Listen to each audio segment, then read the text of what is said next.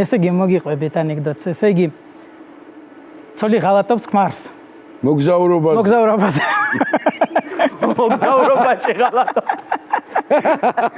ხოდა მივლინებიდან მოდის ცოტა ადრე ქმარი.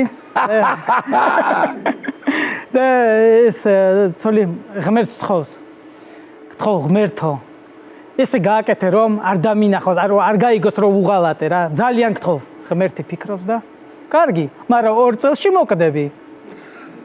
ცოლი ფიქრობს, კაი, თანახმა ვარ, მოკდები 2 წელში.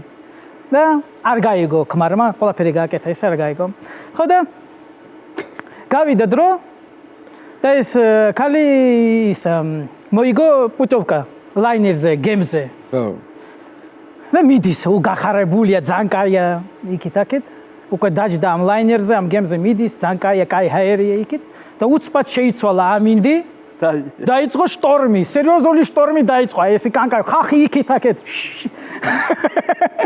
ვაიმე ეს ქალი ამბობს, ვაიმე, ღმერთო, ეხლა ჩემს გამო ამდენი ხახი უნდა მოკდეს. ღმერთი ფიქრობს უყურებს. მე 2 წელი დამჭრო თქვენ ყველა ბოზები შეგიკვრიათ ერთად.